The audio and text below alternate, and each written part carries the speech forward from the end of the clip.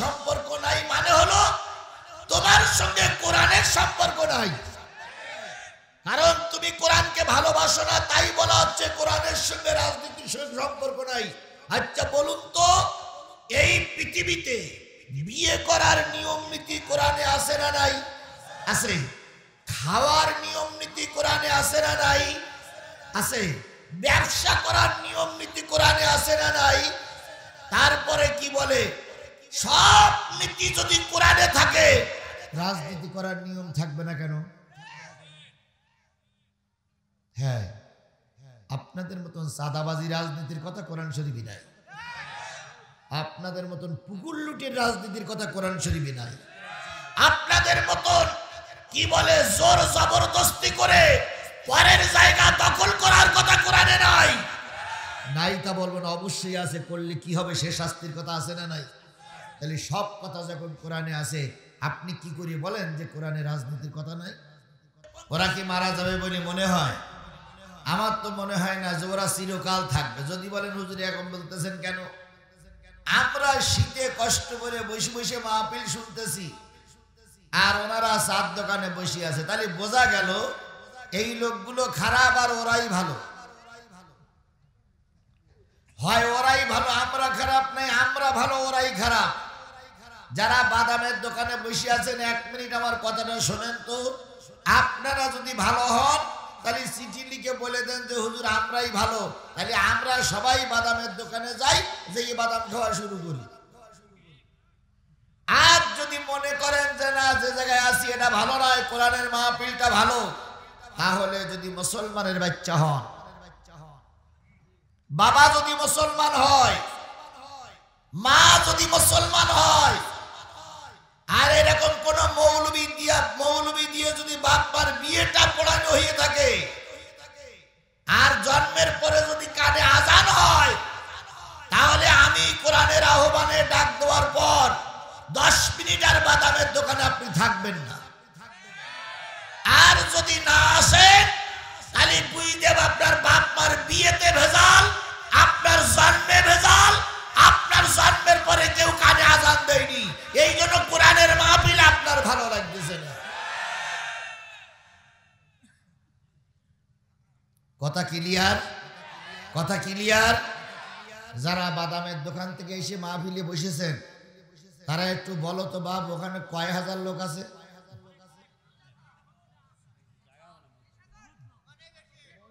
ওই লোকগুলো যদি সব এসে মাহফিলে বসে, তাহলে এখানে জায়গা দেওয়া যাবে না। শয়তান বলতে তো সব যদি মাহফিলে যেয়ে বসিস, তাহলে তো তোরা জান্নাতে যাবি। তাহলে আমি জাহান্নাম ভরবো কাদের দিয়ে? এই জন্য শয়তানের ডাক হলো বাজারে থাকো, আর আল্লাহর ডাক হলো কোরআনের মাহফিলে এসো। দুইজনের দুই রকম ডাক। আল্লাহর ডাক হলো কোরআনের মাহফিলে এসো, আর শয়তান ডাকতেছে বাজারে থাকো। আমি আপনাদের করজোড়ে অনুরোধ করছি, শয়তানের ডাকে সাড়া দিয়ে আজকে রাত্রে যদি মৃত্যু হয়, নিশ্চয়ই আপনারা আল্লাহর বান্দা হয়ে মরবেন না, শয়তানের গোলাম হয়ে মরবেন। তাহলে আল্লাহ আমাদের শয়তানের গোলাম না বানিয়ে, দুনিয়ার কোন লোভ লালসার মোহের পিছনে না ঘুরিয়ে কোরআন হাদিসের আলোচনার মজলিসে বসার তৌফিক দিলেন যে আল্লাহ, সেই আল্লাহর শুকরিয়াটা আসতে না জোরে, আসতে না জোরে। বলুন তো, সুখে থাকলে কি বলবো, দুঃখে থাকলে কি বলবো, কষ্টে থাকলে কি বলবো, শেখ হাসিনা থাকলে কি বলবো, শেখ হাসিনা চলে গেলে কি বলবো? তাহলে সব জায়গায় যদি আলহামদুলিল্লাহ হয়, কোরআন হাদিসের মাহফিল আল্লাহ কবুল করেছেন আপনাকে আমাকে, তাহলে এখন কি বলবো? তাহলে কারোর জবান বন্ধ থাকবে না, সকলে মিলে বলছি আলহামদুলিল্লাহ। আরেকটু জোরে বলুন তো আলহামদুলিল্লাহ। বলুন তো, আল্লাহরে ডাকলে আল্লাহ খুশি হয়ে আপনার জীবনের বাধাগুলো দূর করে দিতে পারে। কথাটা সঠিক না বেঠিক? আল্লাহ নিজেই বলেছেন, বান্দা ফাযকুরুনি আযকুরুকুম ওয়াশকুরুলি ওয়ালা তাকফুরুন।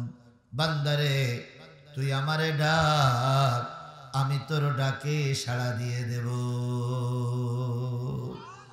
আল্লাহরে যদি আল্লাহ বলে ডাকা যায়, সাড়া দেবেন কে? পৃথিবীর যত নেতা আছে, পৃথিবীর যত প্রভু বলে যত লোকের ডাকে, কেউ কেউ কেউ কারোর ডাকে সাড়া দে কার না দে, আমার আল্লাহকে ডাকলে আমার আল্লাহ শোনে না, শোনে না। জোরে বলেন শোনে কি না? আল্লাহ বলে, বান্দা তুই আমারে ডাক, আমি তোর ডাকে সাড়া দিব। আর তুই আমার শুকরিয়া আদায় কর, আমি তোর নিয়ামত বাড়িয়ে দেব। তুই কুফরি করিস না, তাহলে আমি আল্লাহ অসন্তুষ্ট হয়ে যাব। তাহলে এবার বলেন তো, সুখে থাকি, দুঃখে থাকি, কষ্টে থাকি, বিপদে থাকি, ডাকবো কার? সেই আল্লাহর একটু মহব্বতের সঙ্গে বলুন তো আল্লাহ। আর একটু জোরে বলেন আল্লাহ, আরো জোরে বলেন আল্লাহ। এবার সবাই মিলে বলুন আলহামদুলিল্লাহ। এই মজলিসে আপনাকে আমাকে কবুল করলেন কে? দেখেন, এই মাহফিলের জন্য মাইকিং হয়নি, পোস্টারিং হয়নি, তারপরে মেসেজ যায়নি মানুষের কাছে আজকে মাহফিল হবে। তাহলে আমরা সবাই আসলাম, আপনারা আসলেন না কেন? আল্লাহ আপনাদের কবুল করুক, আমাদের কবুল করুক।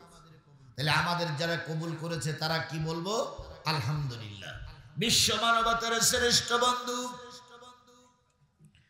সমস্ত নবী রাসূলদের শ্রেষ্ঠ রাসূল, আমাদের প্রিয় ভাজন নেতা, যার সুপারিশ ছাড়া ভাই কোনো মানুষ জান্নাতে যেতে পারবে না। বিশ্বাস করুন, আল্লাহর রহমত ছাড়া, আল্লাহর রহমত ছাড়া কেউ জান্নাতে যেতে, কথা বলেন, আল্লাহর রহমত ছাড়া কেউ জান্নাতে যেতে, কথা বলুন, আল্লাহর রহমত ছাড়া কেউ জান্নাতে যেতে পারবে না। এবার আসুন, নবীর নামে দুরূদ, নবীর নাম শোনার পর যদি নবীর নামে কেউ দুরূদ না পড়ে, সেই ব্যক্তি হয়ে যায় বড় কৃপণ। আর পৃথিবীর সবচেয়ে বড় দরদি মানুষটি হলেন আপনার আমার নবী। এই নবী ছিলেন, মায়ের পেটে যখন ছিলেন তখন বাবা নাই। এখন আল্লাহ চাইলে বাবাকে বাঁচাই রাখতে পারতেন কি পারতেন না? এই মুসলমান কথা বলেন, আল্লাহ চাইলে বাবারে বাঁচাই রাখতে পারতেন কিনা?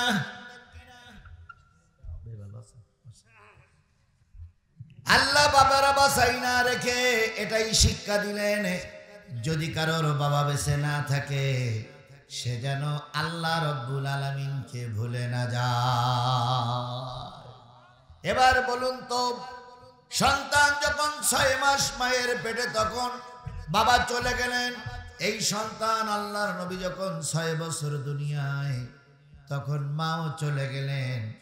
যখন মা চলে গিয়েছিলেন তখন সবাই কান্নাকাটি করেছিল, ও আমার রব, আপনার হাবিবের বাবা নাই, আপনার হাবিবের মাও নাই। যদি মার বাবা দুইজন চলে আসে তাহলে তার দেখার মতন কেউ থাকবে না।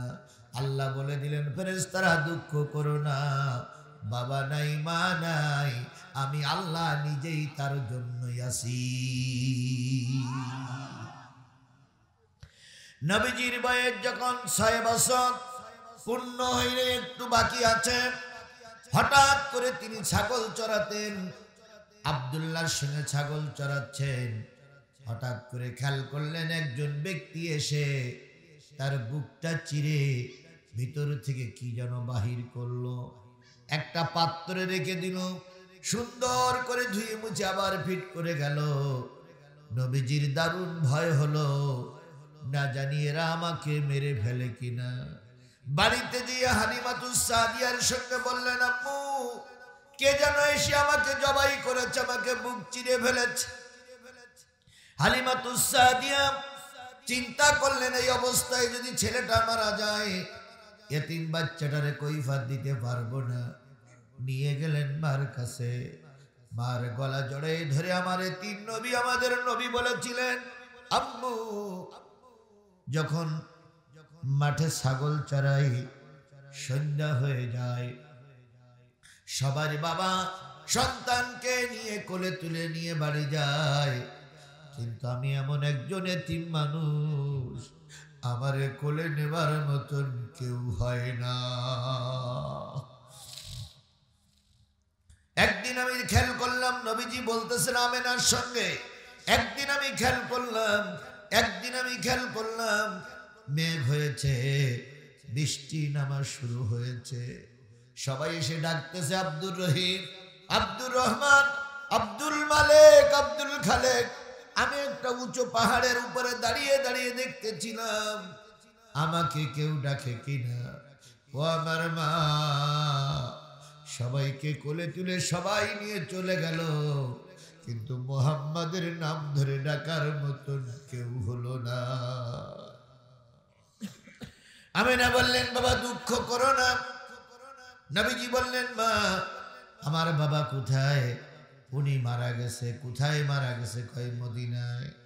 আল্লাহর নবী বললেন মা আমি আমার বাবার কবরটা একটু জিয়ারত করতে চাই। ছোট মানুষকে নিয়ে আমেনা বাবার কবর জিয়ারতের উদ্দেশ্য রওনা হলেন। আবওয়াবা নামক জায়গায় নবীকে নামাই দেওয়া হলো। নবীজি কবরের পাশে দাঁড়িয়ে বলতেছেন আব্বু আমার কথা কি তোমার একটু মনে পড়ে না? পৃথিবীর কত লোক বাবার কাছে আরজি পেশ করে, বাবার কাছে দাবি দাবা পেশ করে, কিন্তু আমি এত বড় অসহায় যে জন্মের পরে আমার বাবাকে একটা বারের জন্য আমি একটু দেখতে পেলাম না। ও আমার বাবা আমার মতন মুহাম্মদকে দেখতে কি তোমার একটু মন চায় না? ছোট মানুষ যা মনে চাইলো তাই বলার পর এবার যখন ফিরে আসবে আল্লাহ রাব্বুল আলামিন আজরাইলকে বললেন মালিকুল মউত আজরাইল নবীর মায়ের জানটা এখনই কবজ করা লাগবে।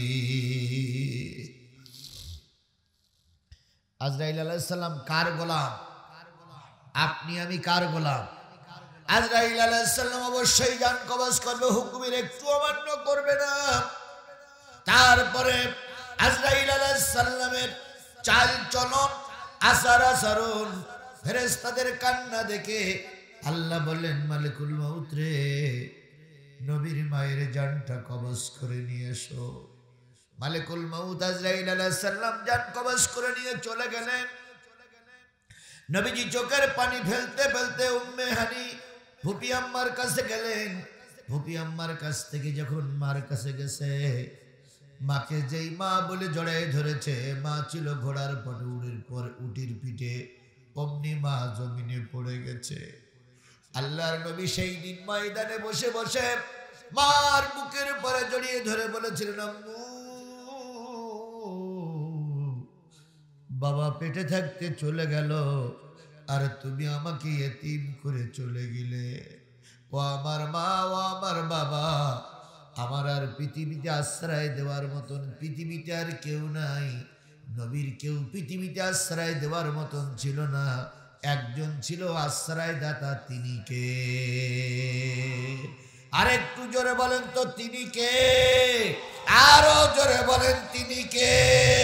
তাহলে নবী 6 মাস বয়সে পিতা হারা হলেন, 6 বছর বয়সে মাতা হারা হলেন। তারপরে নবীজি ইসলামের কাজ করেছে না করেনি? তাই যদি করে আমাদের বেলায় দুঃখ আসতেই পারে, কষ্ট আসতেই পারে, মুসিবত আসতে পারে। যত কষ্ট মুসিবত হোক না কেন নবীর পথ থেকে 1 সেকেন্ডের জন্য সরে যাওয়া যাবে না।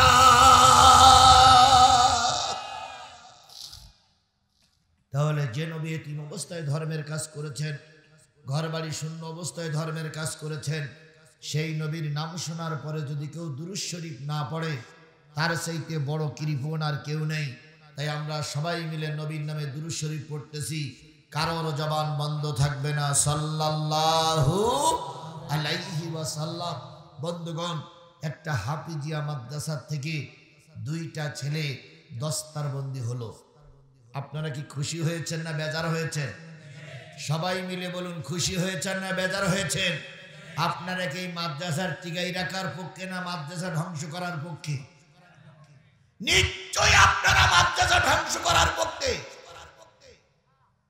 যদি তাই না হবে, আমার ভাই বলুক কোন দিক দিয়ে এসেছে আমি জানি না, বাজারে এখনো ওই লোকগুলো কেন?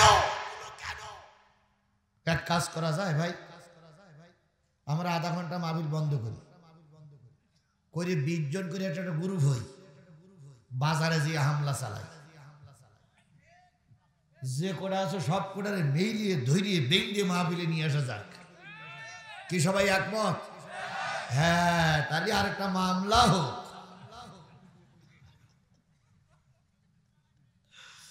ও শয়তানের আমার মামলা করবে, এই জন্য ওই না করে ওদেরকে অনুরোধ করছি, বাবা কালকে বাজার থাকবে, মাহফিল থাকবে না, পরের দিন বাদাম কেনা যাবে, মাহফিলের রস শোনা যাবে না। কথা বলেন, কথা বলেন। সুতরাং আজকের এই মাহফিল আপনার আমার জীবনের শেষ মাহফিল হতে পারে। আপনারা যারা দাঁড়িয়ে আছেন তারা কি রসুলের উম্মত? তো তাহলে দাঁড়াই আছেন কেন? যদি মনে করেন হুজুরের আমরা এখান থেকে বের করে দেবো, তা পারে না, টাইট ফেলাই। আল্লাহ কবুল করুক। আমি মাদ্রাসার কমিটির এবং মাদ্রাসার হুজুরদের বলবো, আপনাদের ছাত্রদেরকে সব মাহফিলে পাঠাই দেন। আল্লাহ সবাইকে কবুল করুক। বন্ধুগণ, তাহলে এই মাদ্রাসা থেকে কয়টা ছাত্র বাহির হলো? এই 2টা ছাত্র বাহির হয়েছে। এই মাদ্রাসা যদি টিকে থাকে, জান্নাতে যাওয়ার পথ পরিষ্কার হবে না বন্ধ হবে? এই কথা বলেন, পরিষ্কার হবে না বন্ধ হবে? যদি এখানে একটা মেডিকেল কলেজ বিশ্ববিদ্যালয় তৈরি হতো, তাহলে প্রতি বছর এই বিশ্ববিদ্যালয় থেকে কি বাহির হতো? ডাক্তার বাহির হতো। যদি এখানে একটা ইঞ্জিনিয়ারিং কলেজ তৈরি হতো, প্রতি বছর 2-4 জন করে ইঞ্জিনিয়ার বাহির হতো। এখানে একটা কোরআনের মাদ্রাসা তৈরি করা মানে প্রতি বছর 2-4 জন করে জান্নাতি মানুষ এই মাদ্রাসা থেকে বেরিয়ে যাচ্ছে। আপনাদের কপালটা কত ভালো রে ভাই। আজকে দেখুন, যে 2 জন ছাত্রের মাথায় আমি পাগড়ি পরালাম, এই 2 জন ছাত্রের মতন ছিল আল্লামা সাঈদী। এই 2 জন ছাত্রের মতন ছিল মাওলানা মামুনুল হক। এই 2 জন ছাত্রের মতন ছিল মেজানুর রহমান আজারি। কথা বলেন। তারা এক সময় গ্রাম থেকে বেরিয়ে এসে বিশ্ববিদ্যালয় থেকে ডিগ্রি অর্জন করে বড় বড় আলেম হয়েছে। সুতরাং গ্রামের প্রতিষ্ঠানগুলো টিকে না থাকলে ঢাকার বিশ্ববিদ্যালয়গুলো টিকে থাকবে। এই জন্য গ্রামের এই প্রতিষ্ঠানগুলো টিকায় রাখার জন্য আপনাদের সহযোগিতা দরকার। আসুন আমরা সহযোগিতার নিয়তে টাকা পয়সা দেই আর না দেই, অন্তত কোরআনের মাহফিলে এসে বসি। আমি আপনাদের সামনে সূরা নিসার একটি আয়াত তেলাওয়াত করেছি। তেলাওয়াতকৃত আয়াতের পরে ভিত্তি করে কথা হবে। যতক্ষণ কথা হবে ততক্ষণ আপনারা কি থাকতে রাজি আছেন? রাজি আছেন? রাজি আছেন? সেটা কতক্ষণ? সেটা কতক্ষণ?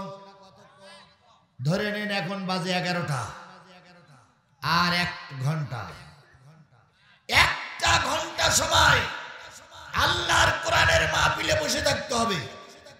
আল্লাহ অন্তত 1টা ঘন্টার সময় আমাদের কবুল করুন। আরো জোরে বলেন আমিন, আরো জোরে আমিন, আরো জোরে। এবার বলুন তো, আপনারা কোরআনের মাহফিলে বসেছেন লাভের আশায় না ক্ষতির আশায়? আল্লাহ রাসূল বলতেছেন, আল কোরআনু শাফিআম মুশাফফা ওয়া মাহিল্লু মুসাদ্দিকান মান জালাহু আমামাহু কাদ্দাহু ইলাল জান্নাহ ওয়া মান জালাহু খালফাহু সাকাতাহু ইলান নার।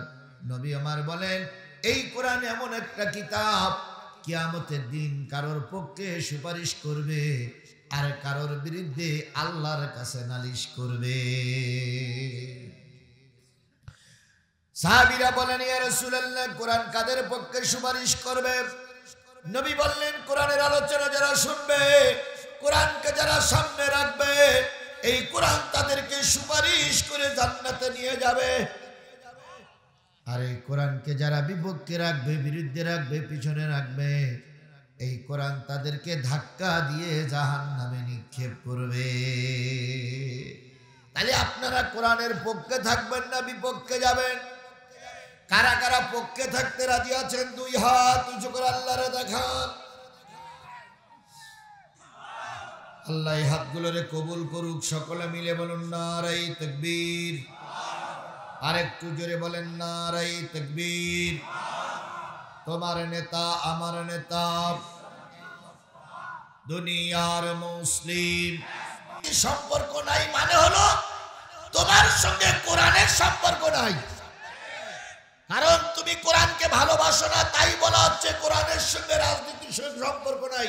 আচ্ছা বলুন তো, এই পৃথিবীতে বিয়ে করার নিয়ম নীতি কোরআনে আছে না নাই? আছে। খাওয়ার নিয়ম নীতি কোরআনে আছে না নাই? আছে। ব্যবসা করার নিয়ম নীতি কোরআনে আছে না নাই? তারপরে কি বলে, সব নীতি যদি কোরআনে থাকে, রাজনীতি করার নিয়ম থাকবে না কেন? হ্যাঁ, আপনাদের মতন সাদাবাজি রাজনীতির কথা কোরআন শরীফে নাই। আপনাদের মতন পুকুর লুটের রাজনীতির কথা কোরআন শরীফে নাই। আপনাদের মতন কি বলে জোর জবরদস্তি করে পরের জায়গা দখল করার কথা কোরআনে নাই। নাই তা বলবো না, অবশ্যই আছে। করলে কি হবে সে শাস্তির কথা আছে না নাই? তাহলে সব কথা যখন কোরআনে আছে, আপনি কি করে বলেন যে কোরআনে রাজনীতির কথা নাই? কোরআনের সঙ্গে রাজনীতির কোনো সম্পর্ক নাই। আল্লামা সাঈদী একটা কথা বলতেন ভালোভাবে, আপনাদের মনে আছে কিনা? হ্যাঁ, রাজনীতি থেকে কোরআনকে আলাদা করতে পারলে, রাজনীতি আর কোরআন আলাদা হয়ে গেলে বড় বড় বোতল মারা যায়, বড় বড় বোতল টানা যায়। এ কথাটা বারবার আল্লামা সাঈদী বলতেন। কথা বলে ঠিক না বেঠিক? এখনো দেখছি সেই পাপিষ্ঠরা সেই একই কথা বলতেছে। আমি তাদের উদ্দেশ্যে কোরআন এবং হাদিস থেকে জবাব নিয়ে আসছি। ইনশাল্লাহ জবাব দেওয়া হবে যদি আপনারা থাকেন, আর যদি না থাকেন তাহলে আপনিও যা আমিও যা। আছেন তো? পিছনে না সামনে? সামনে না পিছনে? সবাই আগে না সবাই পিছনে? হায় রে, আমার মাহফিলে অনেকবার দেখেছি আমি। আগের সেই 15.5 বছরে পুলিশ যখন আসতেন, তখন দুই একজন বাইসা নিয়ে চলে যেতেন, ছোট ছেলে মিলে নিয়ে চলে যেতেন। দাদা, ও ছোট পোতাটা বলতো, নাতিটা বলতো, দাদা জুতো দুখন পায়ে দেই। তখন দাদা বলতো, যে অবস্থায় পুলিশ এসেছে জুতো কাল সকালবেলা নেব, তুই এখন বাড়ি হাঁটানো তো হুজুরও ধরবে, তোরও ধরবে।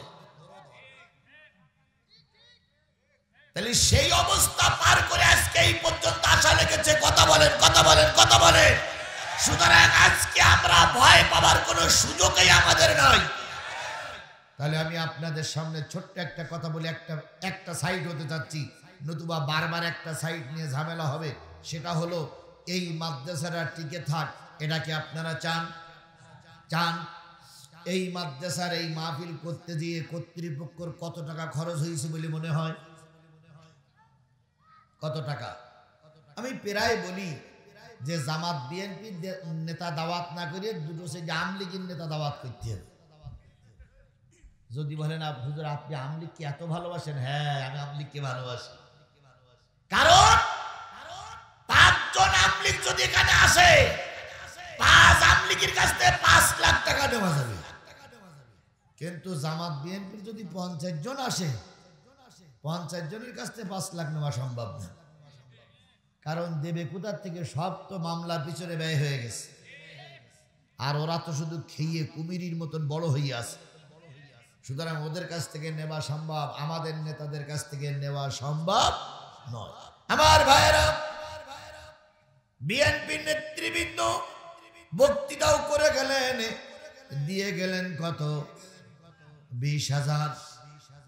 আমার নেতা, আপনাদের নেতা, আমাদের কলেজার টুকরা, আমাদের ভাই, তিনি এসেছেন, তিনি কথা বলবেন। কিন্তু কথা হলো তিনি যে কতটুক তার দেওয়ার সামর্থ্য আছে আপনাদের এলাকার মানুষ সবাই আমরা জানি কি জানি না? জানি। এই জন্য আমরা দিতে পারি না, আমরা শুধু আপনাদের উদ্বুদ্ধ করতে পারি। তবে চিন্তার কোনো কারণ নেই, খরগোশ আর কচ্ছপের কথা, খরগোশ আর কচ্ছপের কাহিনী জানা আছে না নাই?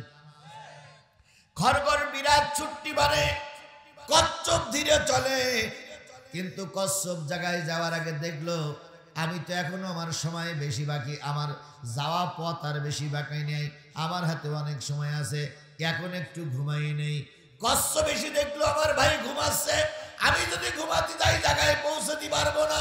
কচ্ছপ আলসেমি করেনি, তাই তার কি হলো? বিজয় হলো।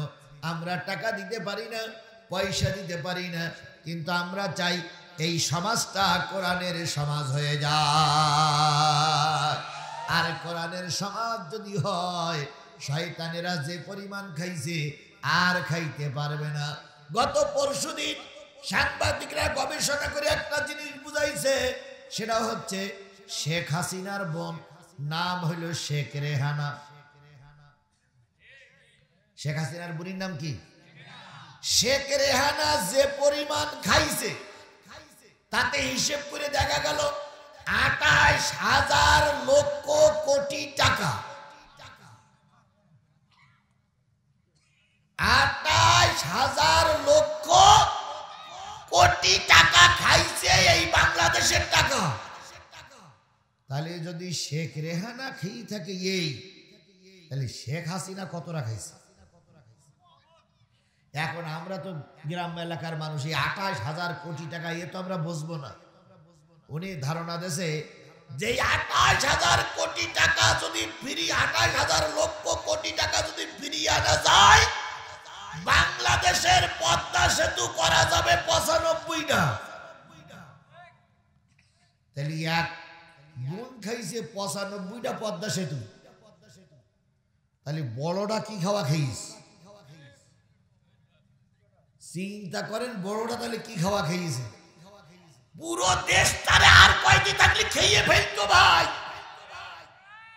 আপনারা বেঁচে গেছেন, দেশ খাওয়ার আগে তাড়াইছেন, নতুবা ও যদি থাকতো এতদিন দেশ একেবারে আমরার মতন সব খেয়ে ফেলতো।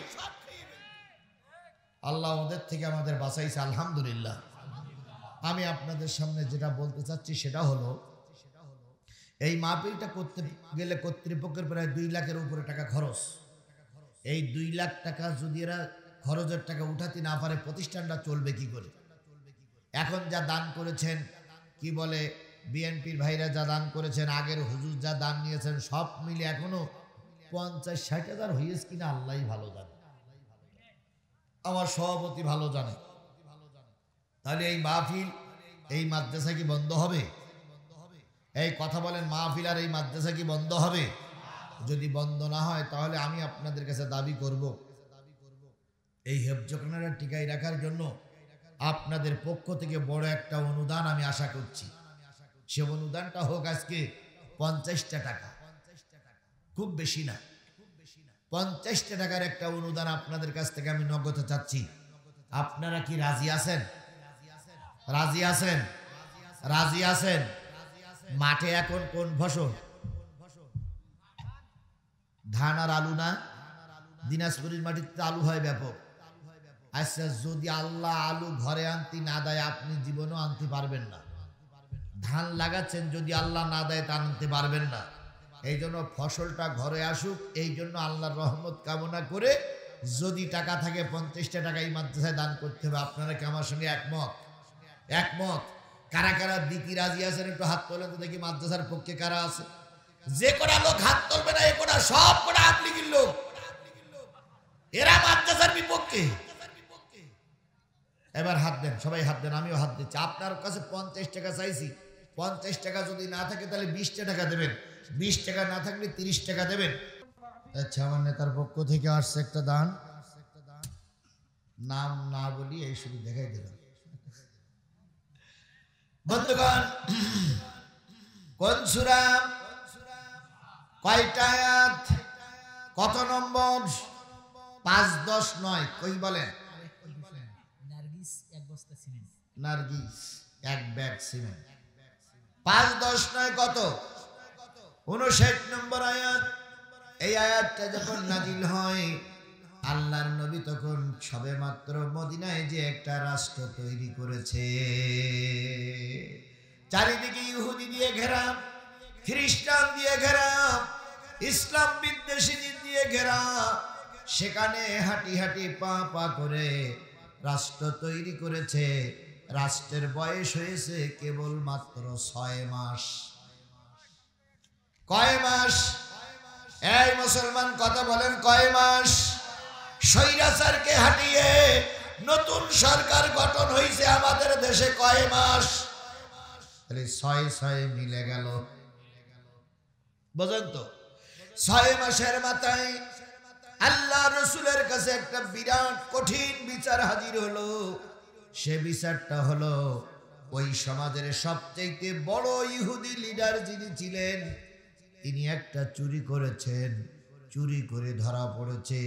আর এই বিচারটা আসবে না আসবে নবীর দরবারে এসে হাজির। ইসলামী রাষ্ট্রের বয়স কয় মাস? জোরে বলেন। সবচেয়ে বড় নেতার বিচার সামনে, বিরাট পরীক্ষা। এখন যদি নেতার হাত কেটে দেয়, এখন যদি চোরের হাত কেটে দেয়, চোরের যদি বেত্রাঘাত করি, তাহলে আমার যাদের দেশে এসে ইসলামী রাষ্ট্র কায়েম করলাম, এরা সব পক্ষে থাকবে না, বিপক্ষে যাবে, বিপক্ষে যাবে। বাংলাদেশ জামাত ইসলামী সহ এই দেশের যারা সমন্বয়ক, যারা এই সরকারকে হটিয়ে 6 মাসের নতুন সরকারের জন্ম দিয়ে এই পর্যন্ত নিয়ে আসছে, তারাও এখন দারুণ চ্যালেঞ্জের মুখে আছে। তাদের চ্যালেঞ্জ হচ্ছে, এদেশে যদি 100% সরকার বিরোধী আইন তৈরি করা হয়, ভারত আমাদের মাথার উপরে চেপে আছে, যে কোনো মুহূর্তে ভারত আমাদের গ্রাস করতে পারে। আর আমলিগের চালা সমুদ্ররা তো আছে, আর সেই সঙ্গে 16 বছর কিছু লোক খায়নি, তারা এখন কুমিরের মতন হা করেছে, যা পাচ্ছে তাই খাচ্ছে। আর ওদের পক্ষে কিছু নেতা সবাই গাচ্ছে। আমি আপনাদের বলি, সমন্বয়ক একজন বলেছে, যতদিন পর্যন্ত সংস্কার না হবে ততদিন পর্যন্ত নির্বাচনের পক্ষে না, ততদিন পর্যন্ত যাওয়া লাগবে না। আর মাত্র 1টা বছর আমরা এইভাবে থাকি, আর ওরা যেভাবে খাচ্ছে ওইভাবেই খাক। 1 বছর পরে যখন ওরা জনগণের সামনে আসবে, আওয়ামী লীগের যে দশা হয়েছে ওদেরও সেই দশাই হবে। বেশি দিন দেরি করা যাবে না।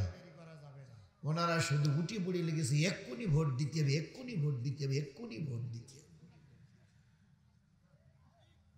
তারপরে কিছু কিছু লোক খুব গর্বের সঙ্গে বলতেছে, ওনারা যদি নির্বাচনে আসে 20টা আসনও পাবে না। আপনারা সাদা কাগজে লিখে রাখেন, আপনি বাস করেন দিনাজপুরের নবাবগঞ্জে, আপনি বাস করেন রংপুরের মিঠাপুকুরে, আপনি বাস করেন রংপুরের পীরগঞ্জে, আর গোটা বাংলাদেশ আমি সফর করে আমার যাই নিয়ে যে ধারণা হয়েছে, যে অবস্থা আছে এই অবস্থায় যদি নির্বাচন হয়, আল্লাহর কসম কোরআন শপথ করে বলতে পারি, আগামী নির্বাচনের পরে টুপিওয়ালারাই ক্ষমতায় যাবে, ঠেকাই রাখতে পারবা না, পারবা না, পারবা না।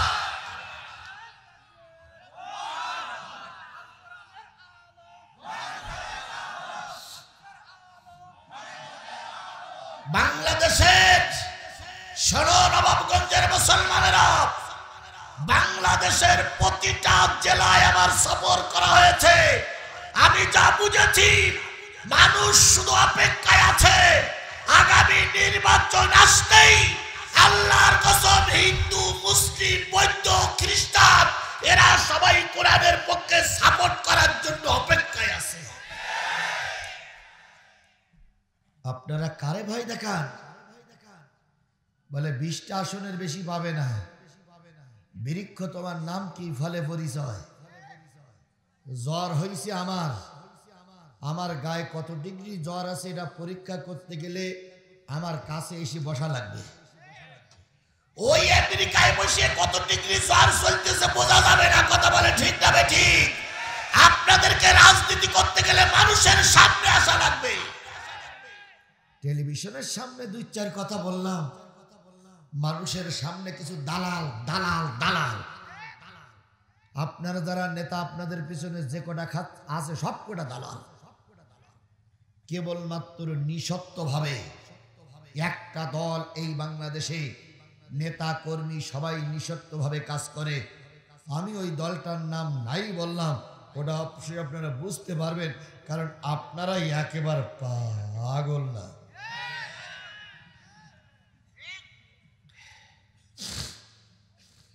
আর যত পার্টি আছে সব নেতা কর্মীরা, অধিকাংশ, সবাইকে বলবো না, অধিকাংশ নেতা কর্মীরা নেতার পিছনে ঘুরঘুর ঘরে খাওয়ার আশা। একটা মাত্র ইসলামী দল আছে, সেই দলটার ভিতরে থেকে আমি যা দেখেছি, সঠিক বেঠিক বলতে পারবো না, থেকে আমি যা দেখেছি তারা স্বার্থ দেয়, কোনো স্বার্থ নেবার জন্য দলবাজি করে না। আল্লাহ রাব্বুল আলামিনের নবী 6 মাসের রাষ্ট্রপ্রধান, মনে আছে তো? 6 মাসের রাষ্ট্রপ্রধান, বিচার আসলো কিসের বিচার? চুরির বিচার। চুরি করেছে সবচেয়ে বড় নেতা, ধরে নেন শেখ হাসিনা। শেখ হাসিনার বিচার হবে। কিসের বিচার? আর বিচার করবেন ডাক্তার আব্দুর রহিম সাহেব। কেবলমাত্র দেশ স্বাধীন হইতে 6 মাস, বিচারটা এসে গেল। এই বিচারের অবস্থা দেখে আল্লাহর নবী 2 জনের কথা শুনলেন। শোনার পরে নবী বললেন, আল্লাহর কোরআনের আয়াত নাজিল হইছে, চোর চুরি করলে, ইচ্ছা করে যদি চোর চুরি করে, কি করে দাও? হাত কেটে দাও। সুতরাং এখন আল্লাহর ফয়সালা করলে হাত কেটে দেওয়া লাগবে। আল্লাহর ফয়সালাই হবে, হাত কাটার হুকুম চালু হবে। সমস্ত সাহাবীরা ভয় পেয়ে গেলেন, চিন্তা করলেন, ইহুদিদের দেশে ইহুদিরা পাওয়ারে, ইহুদিরা ক্ষমতায়, ইহুদিদের হাতে এত শক্তি, এখন যদি ইহুদি লিডারের হাত কেটে দেই, আমাদের পক্ষে আর কাউকে পাওয়া যাবে না, তাহলে তো আমরা মহা বিপদে পড়ে যাব। এইবার সমস্ত কর্মীরা এসে হুজুরকে বুঝাইতে চাইল, হুজুর হাত কাটার নিয়ম চালু আছে ঠিকই, আল্লাহর বিধানও চালু আছে ঠিকই, কিন্তু এই বিধানটা কয়েকদিন পরে কার্যকর করলে ভালো হয়, অন্তত দেশে একটা স্থিতিশীল পরিবেশ আসুক। নবী শুনলেন, বুঝলেন, দেখলেন, জানলেন, তারপরে চিন্তা করলেন, সাহাবীদেরকে বললেন চিন্তা করে দেখি। সাহাবীরা রাসূলের চেহারার দিকে তাকাই বুঝলেন রাসূল আইনের ব্যাপারে ওনার হাত ওই ইহুদির কাটবেই, কোনো ছাড় নেই। সাহাবী আজমাইন গণের ভিতর থেকে কিছু লোক চিন্তা করলে এখনই হাত কাটলে কেমন একটা হয়ে যাবে, তো দেখি রসুলের এই হুকুমটা কোন রকম পরিবর্তন করা যাওয়ার কোন বুঝাই সুজাই করা যায় কিনা। আল্লাহর নবী আসরের সালাতে চলে গেলেন, নামাজের পরে এসে হাত কাটার হুকুম চালু করবেন। তরবারিতে ধার দিতে বললেন। সাহাবী আজমাইনগণ চিন্তা করলেন রসুলের এই আইন, এই নির্দেশ, এই কাজ থেকে বিরত কিভাবে করানো যায়। তাই সবাই মিলে, আল্লাহ নবীজির পালিত পুত্র ছিল যায়েদ, ওই যায়েদের একটা ছেলে ছিল, নাম তার ওসামা। কি নাম? ওসামাকে সবাই ডেকে কাছে ডেকে বলল, ওসামা, এই নতুন ইসলামী রাষ্ট্র, এই রাষ্ট্রের এখন যদি ওই ডাকাতির বাচ্চা, খুনির বাচ্চা, ওই কি বলে চোরের হাত কাটা হয়, দেশে অশান্তি এসে যাবে। নবীকে বুঝাইলাম, নবী তো বুঝতে চাচ্ছে না। তুমি একটু দেখো তো, অনুনয় বিনয় করে হুকুমটা একটু রদ করা যায় কিনা। আমরা হুকুম রদ করার কথা বলতেছি না, হুকুমটা পরে পরে করা যায় কিনা দেখো তো একটু চেষ্টা করে। ওসামা দায়িত্ব নিলেন। নবী আসরের সালাত পড়ে যখন চেয়ারে, বিচারের চেয়ারে এসে বসলেন, ওসামা কাঁদতে কাঁদতে নবীজির কাছে যেয়ে বলতেছে, নানা, যুদ্ধের ময়দানে বাবাকে হারিয়েছি, বাবা নাই। তুমি আমার নানার নানা, বাবারও বাবা। আমার মা তোমার ঘরের এখন গৃহিণী।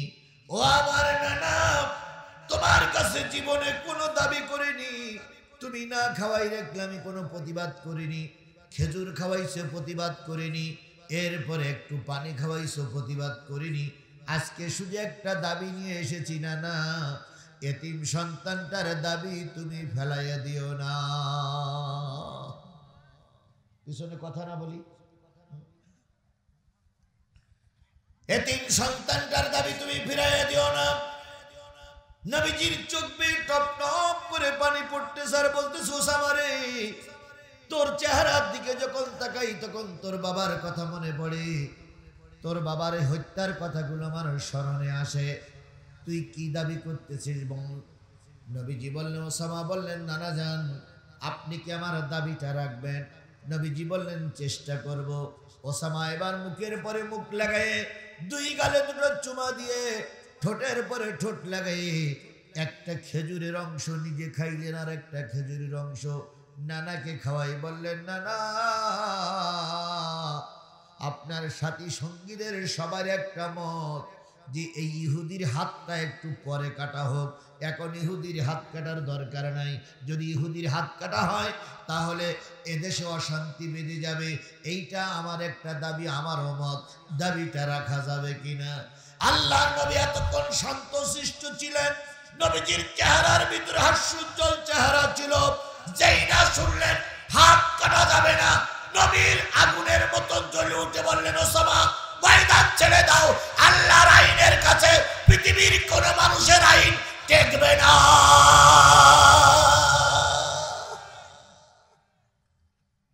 আল্লাহর আইনটাই উপরে, হিয়াল উলিয়া, সবার উপরে থাকবে।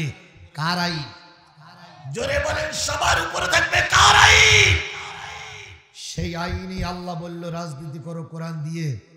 আর তুমি মুনাফিকের বাচ্চা, মুনাফিক বলতে চাও রাজনীতির সঙ্গে ধর্মের কোনো সম্পর্ক, কি বলে কোরআনের সঙ্গে রাজনীতির কোনো সম্পর্ক নেই, তুমি একটা বিয়াদব। সুতরাং রাজনীতি চলুক, ধর্মনীতি চলুক, যে নীতি হোক, চলবে কিসের ভিত্তিতে?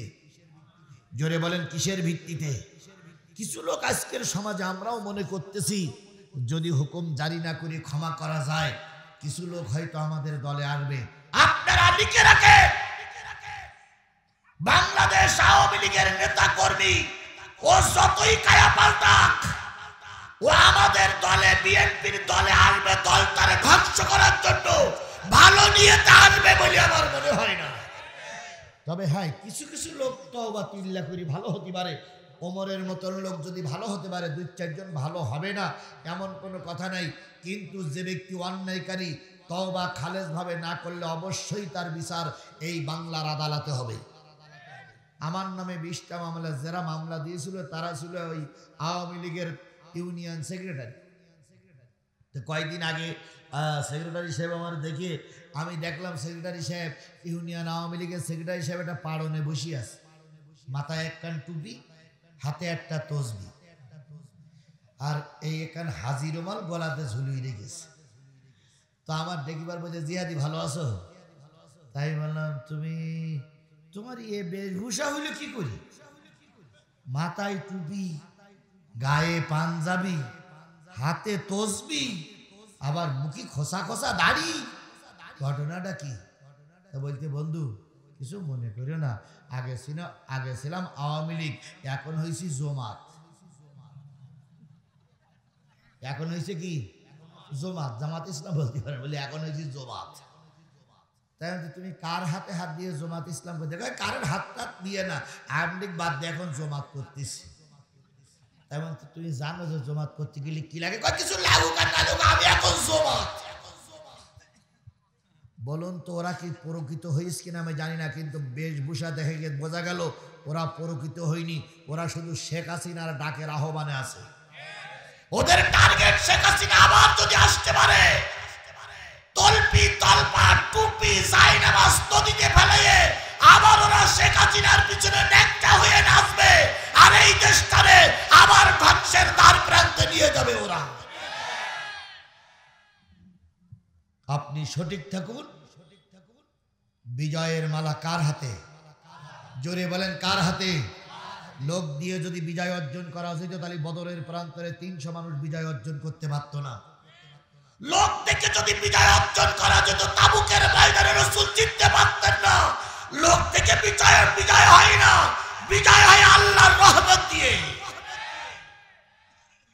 কিসের রহমত দিয়ে বিজয় হয়? আমরা নিজেরা তো চেষ্টা করব, আর সর্ববিবারে রহমত কামনা করব কার কাছে? আরো জোরে বলেন, কার কাছে কামনা করব? আল্লাহ রসুল বলেছেন, আইনানে লান তামাসসুহুমুন নার, আইনুন বাকাত ফি খাশিয়াতিল্লাহ ওয়া আইনুন বাতাত তাহারিসু ফি সাবিলিল্লাহ। দুইটা চোখ দুইটা কাজে লাগাও, তোমাকে আল্লাহ রাব্বুল আলামিন বিজয়ের মালা পরিয়ে ঘরে ঢুকাবে। একটা হলো, একটা চোখ কাজে লাগাও দাওয়াতি কাজে। আজকে নেতা বলতেছে আমি 4টি না 3টে প্রোগ্রাম করে আসছি। বলুন তো, 3টে প্রোগ্রাম করে সাংগঠনিক প্রোগ্রাম করতে গেলে অন্তত দিনের ভিতরে 8-9 ঘন্টা ঘুমাইতে হয় ডাক্তারের পরিভাষায়। যারা অন্তত ইসলামী আন্দোলনের উপরের সারির নেতা, 8-9 ঘন্টা ঘুমিয়ে তো দূরের কথা, 4 ঘন্টা 5 ঘন্টার বেশি ঘুম কপালে জোটে না। আল্লাহ নবী বলেন, তোমার একটা চোখ দিন প্রতিষ্ঠার কাজে দাওয়াতি কাজে লাগাও। কোন লোকটা নামাজ পড়ে না তার পিছনে দাওয়াত দাও। কোন লোকটার কাছে গেলে ইসলামের কাজ করবে তার কাছে দাওয়াতি কাজ করতে দিই, চোখটারে কাজে লাগাও। আর একটা চোখ রাতের অন্ধকারে সবাই যখন ঘুমিয়ে পড়বি, তোমার এই চোখের পানি ফেলাই মালিকের কাছে কান্দো, মালিক তোমারে বিজয়ের মালা পরাইয়া দেবী। বাংলাদেশ জাতীয়তাবাদী দল এবং বাংলাদেশ জামাত ইসলামী যখন ময়দানে পরিবর্তনের জন্য চেষ্টা করতেছিলেন, এক পর্যায়ে দুইটা পার্টি খানিকটা নার্ভাস হয়ে গেলেন। দুই পার্টির বক্তব্য ছিল, এই পেত্নির বাচ্চা পেত্নি না মরে যাওয়া পর্যন্ত এই দেশে আর পরিবর্তন আসবে। অনেক মুসলিমরা বলতেন, হুজুর দোয়া করেন এ যেন মারা যায়। কি কথা কি বাড়াই বললাম না ঠিক বললাম? আমরা অনেকেই নামাজ পড়ে দোয়া করতাম, আল্লাহ এই ফেরাউনি তুলি নাও, কারণ এর যন্ত্রণা আর সহ্য করা যাচ্ছে না। কি কায়দায় টেকনিকে প্রতি বছর একটা নতুন টেকনিকে ভোট করত। প্রথম টেকনিক হলো যে ভোট কেন্দ্রে যাওয়া যাবে না। দ্বিতীয় বছরের টেকনিক হলো ভোট কেন্দ্রে যাওয়া, কিন্তু যাওয়ার আগে ভোট হয়ে যাবে। এটা হলো ডিজিটাল টেকনিক। পরবর্তীতে তৃতীয়বারের বার ভোট হইল যে ভোটে অংশগ্রহণ করতে পারবা, তবে তোমাদের রাষ্ট্রী দেব না। আমাদের দলের লোকেরা 2 ভাগ হবে। জেলা সভাপতি হলো এমপি পদপ্রার্থী, আর জেলা সেক্রেটারি হলো বিদ্রোহী পদপ্রার্থী। মানে একই দলের 2 জন। বিএনপি জামাত জান্নাহ আসতে পারে। এত কলা কৌশল করে রাজনীতি করে দেশটারে একের হাতে রাখার জন্য চেষ্টা যখন করতেছিলেন, সমাবেশ ডাকলেই নিজেরাই হরতাল ডাকে। বিরোধী দল সমাবেশ ডাকে আর হরতাল ডাকে কোন দল? সরকারি দল। পৃথিবীর কোন দেশে এমন নজির নেই যে সরকারি দলে হরতাল ডাকে। বাধ্য হয়ে আমরা যখন ওর বুদ্ধির কাছে, ওর ওই শয়তানির কাছে ফেল খেয়ে গেলাম, তখন মাঝে মাঝে ইমামের দোয়া করতাম, আল্লাহ এত লোকের মরণ হয়, তা শেখ হাসিনার মরণ হয় না কেন? আল্লাহ এই শয়তানের তুলে না, এর শয়তানির কাছে আমরা আর পাচ্ছি না। তুমি আর আমি যখন একটু নরমাল হয়ে গেলাম, নার্ভাস হয়ে গেলাম, সেই সময় আল্লাহ বললেন, বান্দারে তোর চেষ্টা শেষ, এবার আমার রহমত শুরু। আসলো প্রাইমারি স্কুলের ছাত্র ছাত্রীরা। শুনলে হাসি লাগে না? প্রাইমারি স্কুলের ছাত্র ছাত্রীরা এসে পুলিশের বুকি হলো ঘুষি মারতে চাইবে, গুলি কর গুলি কর গুলি কর। পুলিশ কয় আশ্চর্য ব্যাপার, রিক্সাওয়ালা রিক্সা নিয়ে ভাড়া না নিয়ে রিক্সার মিছিল বের করেছে। ভ্যানওয়ালার মিছিল যখন সব দিক থেকে মিছিল বাইর হলো, তখন বাধ্য হয়ে স্বৈরাচারীরা পালাতে বাধ্য হলো। শেখ হাসিনা পুলিশের ডিআইজির কাছে ফোন করে বলতেছে, ময়দান এখনো পরিষ্কার হয়নি। পুলিশের ডিআইজি বলতেছে, ম্যাডাম কি করে পরিষ্কার করব? আগে রাজনৈতিক সমাবেশ হতো, একটা গুলি করলে 2 সাইডে পল্লী সব ময়দানে চলে যেত, ময়দান থেকে পালাই চলে যেত। আর এখন দেখতেছি একটা মল্লি 4টে দাঁড়ায়। একটা মল্লি কয়টা দাঁড়ায়? এই কথা বলেন না কেন? একটা মল্লি কয়টা দাঁড়ায়? লাশটা পিছনে রেখে আর 4জন হাত উঁচু করে দাঁড়ায়। শেখ হাসিনা বলতেছে তাহলে কি ময়দান দখল হবে না? কয় ম্যাডাম আগের নিয়ম আর আজকের নিয়ম খুব পার্থক্য ম্যাডাম। কয় গুলি আর নেই, কয় আছে কিন্তু কত চালাবো, শুধু লাশ পড়তেছে কিন্তু ময়দান পরিষ্কার হচ্ছে না। এমন সময় সেনাবাহিনীর প্রধান যে হাজির, ম্যাডাম লাইন খারাপ। কেন? কই পিঁপড়ের মতো ঢুকতেছে ঢাকা শহরে, পিঁপড়ের মতো। 45 মিনিট সময় দেওয়া হলো, যদি না পালান আপনারা আলু ভর্তা করে ফেলবে। ম্যাডাম তখন বলতেছে আমার বিরিয়ানি, আমার বিরিয়ানি। সেনাবাহিনীর প্রধান বলতে বিরিয়ানির আশা করতে গেলে আপনারে বিরিয়ানি করে ফেলবে। সেদিন সেনাবাহিনীর ছত্র ছায়ায় যাক আর পুলিশের ছত্র ছায়ায় যাক, যাওয়াটাই আমাদের জন্য বিপদ হয়ে গেছে। যদিও আমরা নিজেরা আইন হাতে তুলে নিতে চাই না, কিন্তু এই জালেমের বাচ্চারে বাঁচাই রাখাটাই আমাদের জন্য কাল হয়ে দাঁড়িয়েছে। এই দুটো এক জায়গায় ছিল, অন্তত দুটোরে না মারতে পারলো বাংলাদেশের জেলখানায় ভরে রাখতে হইতো। কিন্তু কালপিটির পক্ষে কালপিট থাকে, এই কালপিটিরা এই দুই কালপিটকে বের করে দিয়েছে। সেদিন মেজর ডালিম একটা কথা বলেছে যে আমি দুটো বাছাই রেখেছিলাম, কেন তা তো 17 বছর বুঝিয়েছ যে কেন দুটোর বাছাই রেখেলাম, কোন জাতের জাত। এখনো যে কত বছর আমাদের পস্তাইতে হবে আল্লাহই ভালো জানে। আর আমাদের পার্শ্ববর্তী দেশ ভারতকে বলি আমাদের নিয়ে নাচানাচি করিও না। সেদিন ডাক্তার মোহাম্মদ ইউনুস ভারতের দূতাবাসের দূতকে ডেকে বলতেছে যে আমাদের দেশ নিয়ে নাচানাচি করে না। কয় আপনি প্রধানমন্ত্রীর সঙ্গে কথা বলেন। প্রধানমন্ত্রী যখন হুমকি দিচ্ছে আমাদের ডাক্তার মোহাম্মদ ইউনুসকে, তখন ইউনুস সাহেব বলতেছে হুমকি দিয়ে লাভ নাই, হাসিনা তাড়াতে গিয়ে একটার বদলে 4টে দাঁড়াইছে। আর এখন আপনার বিরুদ্ধে যুদ্ধ করার জন্য সব দল এক হয়েছে, একটা বললি 40টা দাঁড়াবে। একটা বললে কয়টা দাঁড়াবে? এখন জাতীয় পার্টি বলেন, বিএনপি বলেন, জামাত বলেন, আর এই যে আর এক দল কেডা এখন এসে কথা বলে গেল গণ অধিকারের, এরা সবাই মিলে এখন এক। ভারতের সঙ্গে আমাদের কোন রকম সম্পর্ক থাকবে না অন্যায় ভাবে। কথা বলেন, কথা বলেন। আমার ভাইয়েরা, যে জিনিসটা বোঝাতে চাচ্ছিলাম সেটা হলো নবী বললেন ওসামা সরে যাও, হাত কাটার রেজম, হাত কাটার নিয়ম চালু থাকবে। আল্লাহর নবী হাত কাটতে চাইলেন। আমাদের মুসলমানদের ভিতরে কিছু বিদ্রোহ, কিছু রকম ভয় ভীতি সৃষ্টি হইল। আল্লাহ রাব্বুল আলামিন এই সময় ওহী নাজিল করলেন। যখন দুই পক্ষ, এক পক্ষে রাসূল আর এক পক্ষে ওসামা সহ কিছু নতুন সাহাবীরা, তখন আল্লাহ রাব্বুল আলামিন ওহী নাজিল করলেন। ওহির দৃশ্য সামনে এসে গেল। আল্লাহ রাব্বুল আলামিন যে আয়াতটা ওই জায়গায় ওই হাত কাটার মজলিসে আল্লাহ নাজিল করেছিলেন, সেই আয়াতটা আপনাদের কাছে আমি পড়েছি। সেটা হচ্ছে ইয়া আইয়ুহাল্লাযীনা আমানু আতিউল্লাহ।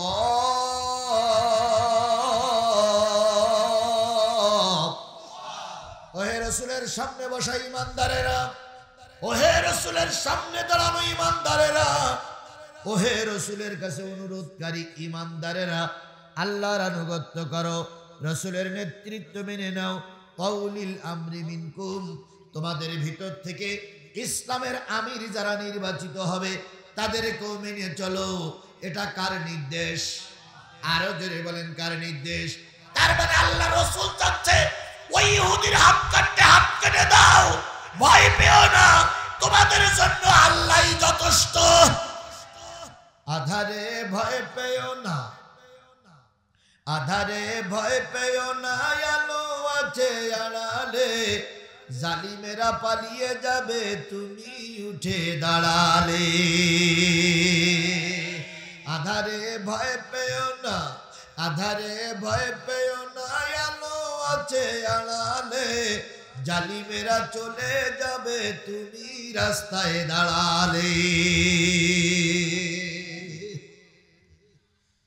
আয়াত নাজিল হয়ে বললেন আমিরের আনুগত্য করো। ফাইন তানাজাতুম ফি শাইইন, যদি কোনো রকম মতনৈক্য তোমাদের নিজেদের ভিতরে হয়, তোমরা একদল চাচ্ছ হাত কাটুক আর একদল চাচ্ছ হাত কাটা যাবে না। আল্লাহ বললেন ফারুদ্দু ইলাল্লাহ ওয়ার রাসূল, আল্লাহ এবং রসুলের দিকে ফিরে যাও। আল্লাহ এবং রসুল যে ফয়সালা দেবে ওই ফয়সালা মেনে নাও যদি তোমরা ঈমানদার হয়ে থাকো। তাহলে যতই বাধা বিপত্তি আসুক আল্লাহর বিধান চালু করার পক্ষে থাকলে কে সাহায্য করবে? সেই আল্লাহ এখন আছে না নাই? আরো জোরে বলেন আছে না নাই? থাকলেও বাংলাদেশে নাই। বাংলাদেশে আছে, বাংলাদেশে থাকলেও দিনাজপুরে নাই, দিনাজপুরে থাকলেও নবাবগঞ্জে নাই। যদি থাকে তাহলে ভয় পাও কেন? কিসের ভয় পাও? তোমার আর আমার দায়িত্ব কোরআনের পক্ষে থাকা, বিজয় দেওয়ার না দেওয়ার দায়িত্ব হলো আল্লাহ। আল্লাহ যদি বিজয় দেয় আলহামদুলিল্লাহ, না দিলে কি সুবহানাল্লাহ, দিলি আলহামদুলিল্লাহ, না দিলে কি না দিলেও আলহামদুলিল্লাহ। তুমি তোমার কাজ করবা, বিজয় দিতেও পারে আল্লাহ, না দিতেও পারে আল্লাহ। হযরত ওমরের জামান কার জামানা? আরো জোরে বলেন কার জামানা? রসুলের জামানার সঙ্গে তুলনা আমি করতে পারি না, কারণ রসুল রসুল, রসুলের বিকল্প আর কেউ হয়নি, হবে না, হওয়া সম্ভব নয়। হযরত ওমরের জামানা দুইজন যুবক একজন মুরব্বী টাইপের লোককে ধরে নিয়ে আসলেন ওমরের কাছে। এসে বলতেছি আর খলিফাতুল মুসলিমিন, হে ওমর ইবনে খাত্তাব, এই লোকটা আমার বাবাকে হত্যা করেছে, বিচার করুন। আমি কিন্তু বিচারের পরে কথা বলতেছি, এই লোকটা আমার বাবারে হত্যা করেছে, বিচার করুন। হযরত ওমর লোকটার জিজ্ঞেস করলেন, ওগো আল্লাহর বান্দা, তুমি কি এই দুই যুবকের বাপকে হত্যা করেছো? ওই যুবক তখন অকপটে দাঁড়াই স্বীকার করলেন, খলিফাতুল মুসলিমিন, আমি ওই যুবকের বাপের হত্যা করতে চাইনি, কিন্তু হত্যা হয়েই গেছে। কেমন করে? এই দুই যুবকের যে বাপ ছিল, এই বাপটা ছিল একটু দুষ্টু প্রকৃতির।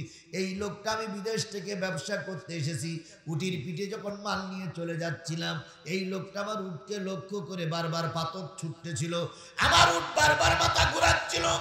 এক সময় মাথা ঘুরেই ঠিক রাখতে না পেরে যুবকের এক পাথরের আঘাতে আমার উটির একটা চোখ বাহির হয়ে যায়।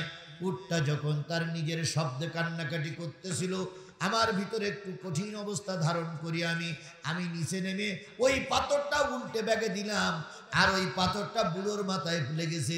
সঙ্গে সঙ্গে বুড়ো ইন্না লিল্লাহ হয়ে গেছে। আমি মারতে চাইনি, কিন্তু কি হয়েছে? মারা গেছে। আজকে আমি দুপুরবেলা আবু সাঈদীর কবর জিয়ারত করে এসেছি। আবু সাঈদীর বাড়ি গেলাম, আবু সাঈদীর বাবার অনুভূতি দেখলাম। আবু সাঈদের বাবার সঙ্গে কথা বলার মানুষের সঙ্গে কথা বললাম। আবু সাঈদ টার্গেট নিয়েছিল মরার জন্য নয়, আবু সাঈদের টার্গেট ছিল দেশটা স্বাধীন হয়ে যায়। কিন্তু আবু সাঈদের টার্গেট ছিল এটাও, যদি এই দেশ স্বাধীন করতে যেয়ে বুকের তাজা রক্ত দিতে হয়, রক্ত দিতেও রাজি, তবু জালেমদেরকে এই দেশে থাকতে দেওয়া হবে না। বলেন তো, মোজাদ্দেদ কি প্রতি বছর একবার করে একজন করে আসে? মোজাদ্দেদ মাঝে মাঝে একটা করে জন্ম হয়। বীর শ্রেষ্ঠ এমনি হাটে বাজারে খুঁজলে পাওয়া যায় না। যার বুকের ভিতরে দেশপ্রেম আছে, মরার ভয়ের চাইতে দেশপ্রেম যার ভিতরে বেশি, যে দেশের জন্য নিজের জীবনকে উৎসর্গিত করে দিতে পারে, তাকেই বলা হয় বীর শ্রেষ্ঠ। কথা বলেন, কথা বলেন, কথা বলেন। সবাই বীর, কিন্তু এই বীরগুলো শ্রেষ্ঠ বীর। এই আবু সাঈদ জীবন দিল দেশের জন্য। আল্লাহ পাক তাকে জান্নাতের মেহমান হিসেবে কবুল করুক। সকলে মিলে বলুন আমিন। আর একটু জোরে বলেন আমিন। আবু সাঈদের পথ ধরে আমরা যেন চলতে পারি, প্রয়োজনে নিজের জীবন বাজি রেখে চলতে পারি, তবু দেশকে যেন আর কাউকে কারোর কাছে না দিতে হয়। আল্লাহ সেই পরিবেশটা দেখার তৌফিক দিক। সকলে মিলে বলুন আমিন। আমার ভাইয়েরা, ওমর বললেন, তুমি যখন স্বীকার করেই নিয়েছো, তুমি যখন মেনেই নিয়েছো, তাহলে তোমার মৃত্যুদণ্ড কোরআন দিয়েই হবে। তোমার বিচারটা কি দিয়ে হবে? কোরআন কি হবে? বিচারটা হলো কোরআন। এই বিচারের কোরআনের রায় হলো ওয়াকাতাবনা আলাইহিম ফিহা আন্নান নাফসা বিন নাফসি। কোরআনের রায় হলো হত্যার বিনিময়ে হত্যা। ওগো বিদেশি যুবক, আমি ওমর, আমার দরবারে তোমার বিচার হচ্ছে, তোমাকে অবশ্যই হত্যা করা হবে, তোমাকে বাঁচাই রাখা যাবে না। তবে তিনটে শর্তে তোমাকে বাঁচাই রাখতে পারি। এক নম্বর সত্য হলো, যারে তোমরা মেরেছো ওর পরিবারের লোক যদি তোমারে কি করে দেয়, মাফ করে দেয়। দুই নম্বর, ক্ষতিপূরণ স্বরূপ যদি তুমি টাকা দাও, সেই টাকার বিনিময়ে যদি ওরা তোমাকে ছেড়ে দেয় তাহলে তুমি মাপ পেতে পারো। তিন নম্বর, তুমি মৃত্যু না হয়ে তোমার পরিবার তার একজন যদি ফাঁসির কাস্টে ঝুলতে চায় তাহলে তাকে ফাঁসির কাস্টে ঝুলাই হয়তো তোমাকে মাফ করে দেব, তবে সেটাও সঠিক হবে না, কারণ যার রায় তার জন্য কার্যকর। যাও জেলখানায় যাও। লোকটি জেলখানায় গেলেন, লোকটি জেলখানার গিয়ে ভর্তি হলেন, জেলখানার ভিতরে ঢুকলেন। এবার হযরত ওমর বললেন, কালকের দিন পর পরশুদিন দুপুরের পরে আসরের সালাতের পরে তোমার মৃত্যুদণ্ড কার্যকর করা হবে। তোমার যদি কিছু খাতি চাই মন খেয়ে নাও, তোমার যদি কিছু জানতে চাই মন জেনে নাও, তোমার যদি কিছু বলতে চাই মন তুমি বলে নাও, কিন্তু জেনে রেখো কালকের দিনটা মাত্র তোমার সময় আছে। পরশুদিন তোমাকে ওমরের আদালতে বিচার করে তোমার মাথার কাল্লার বডি আলাদা করে ফেলা হবে। বলুন তো লোকটার মনে কোনো শান্তি আছে? আরো জোরে বলেন, শান্তি আছে? কিন্তু যতটুকু জানা যায় লোকটা ছিল মুসলমান, 5 ওয়াক্ত নামাজ পড়ে, আল্লাহর দরবারে সাহায্য চাই। হঠাৎ করে আবু যর বলে একজন রাসূলের সাহাবী, তিনি ওই জেলখানার পর দিয়ে যাচ্ছিলেন। ওই লোকটি জেলখানার থেকে কেঁদে কেঁদে বলতেছে, ও মুসলিম ভাই, আমার জন্য যদি কেউ একটু জামিন হতো, আমি আমার নিজের দেশ থেকে একটু ঘুরে আসতাম, কারণ আমার দেশে আমার একটা ছোট ভাই আছে, আমার মা নাই, আমার বাবা নাই। বাবা যখন মারা যায়, বাবা কিছু সম্পদ ছোট ভাইটার জন্য রেখে গিয়েছিলেন আর বলেছিলেন, ও বড় ভাই আব্দুর রহমান, তুমি তোমার ভাইয়ের হক যেন নষ্ট করো না, আমার ভাইয়ের কিছু সম্পদ আমার কাছে গচ্ছিত আছে, যদি আমি একটা বারের জন্য জামিন পেতাম আমি সম্পদগুলো তারে দিয়ে এসে তারপরে এই কতলের মুখে আমি পড়তাম। আবু যর থমকে দাঁড়িয়ে গেলেন, সুবহানাল্লাহ। আরেকটু জোরে বলেন সুবহানাল্লাহ। আবু যর লোকটার সামনে যেয়ে বললেন, ভাই কি খবর? এই ঘটনা, এই বুড়োর মারতেছিলাম, এই ঘটনা ঘটেছে, এখন আমার আদেশ হয়ে গেছে, কালকে বাদে পরশুদিন আমাকে কি করবে? কতল করবে। জল্লাদকে বলি দেওয়া হয়েছে, ওমরও রায় ঘোষণা করা হয়েছে, কিন্তু আমার বাড়িতে একটা ছোট ভাই আছে, তার জন্য একটু কেউ জামিন হতো কিনা। আবু যর চলে গেলেন ওমরের দরবারে, যে বলেন, ওমর জি, সিরিয়ার একটা লোক জেলখানায় আছে, এই লোকটা নাকি হত্যা মামলার আসামি। ওমর বললেন, জি। কালকে বাদে পরশুদিন ওর কতল করা হবে। জি। তো ওই লোকটা একটু জামিন চাচ্ছে, তো ওই লোকটার একটু জামিন দেওয়া যায় কিনা। হযরত ওমর বলেন, আবু যর, যারা হত্যা মামলার আসামি হয় তারা বুদ্ধি তালাশ করে, তুমি এখন ছেড়ে দিবা, ওই লোকটা পরশুদিন আসবে না, তুমি এ ঝামেলায় যাইও না। আবু যর বললেন, ওমর রে, লোকটার চোখে পানি,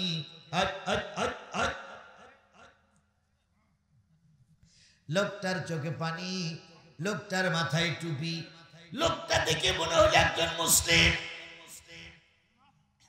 এই মুসলমানের একটু জামিন দেওয়া যায় কিনা। ওমর বললেন, আদালতে ওই সিস্টেম নাই যে একজন খুনি লোকরে জামিন দেব, এখন জিম্মাদার হবে কেডা, জামিন হবে কেডা। আবু যর বলেন, ওমর রে, যদি কিছু মনে না করো, আমি লোকটার জন্য জামিন হয়ে গেলাম। ওমর বলতেছে, আবু যর, সিদ্ধান্ত নেবার আগে হিসাব কিতাব করি সিদ্ধান্ত নাও।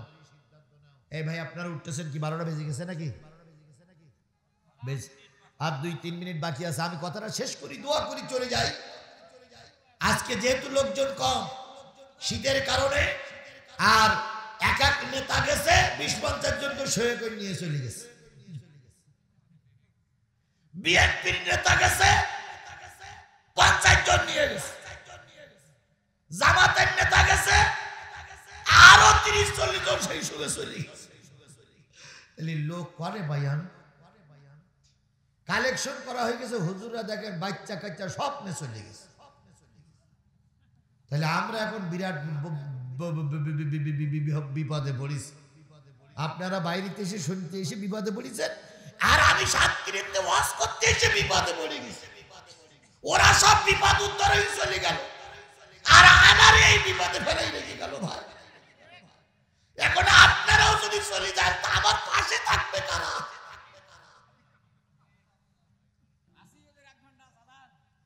ভাই আমারে ফেলাই রেখে চলে যাইয়েন না ভাই।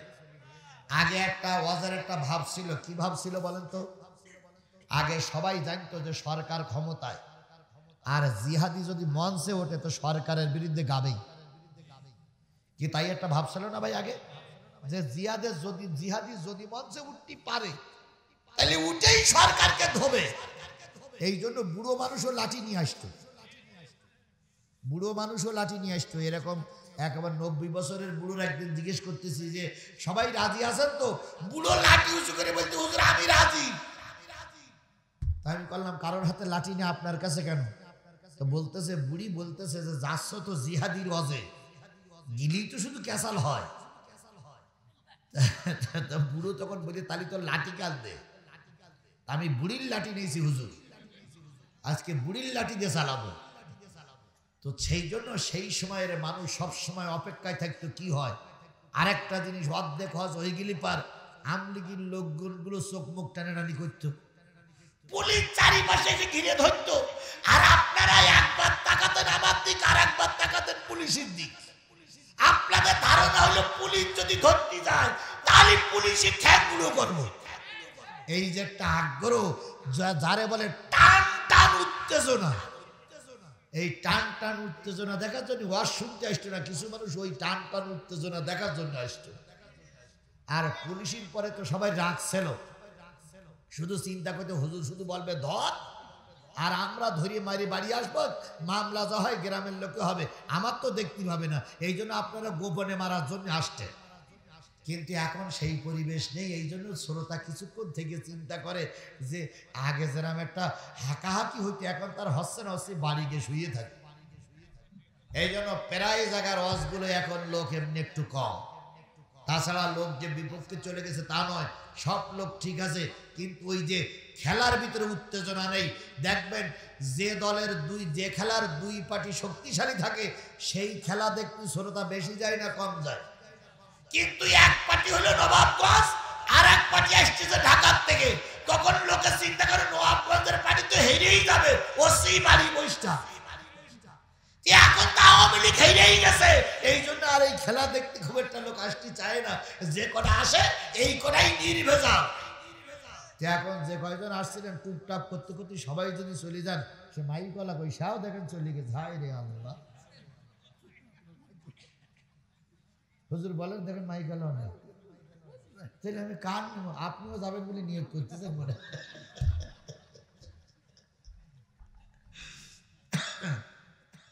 তাহলে কি শেষ মোনাজাত পর্যন্ত এই কজন থাকবো তো? ইনশাল্লাহ ইনশাল্লাহ থাকবো তো।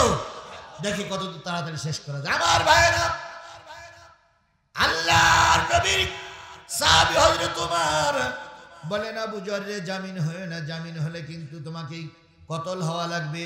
আবু যর বললেন, ওমর যদি কতল হতেই হয় তবু আমার মুসলমান ভাইয়ের জন্য আমি একটু জামিন হয়ে গেলাম। সুবহানাল্লাহ বলে, আর একটু জোরে সুবহানাল্লাহ বলে।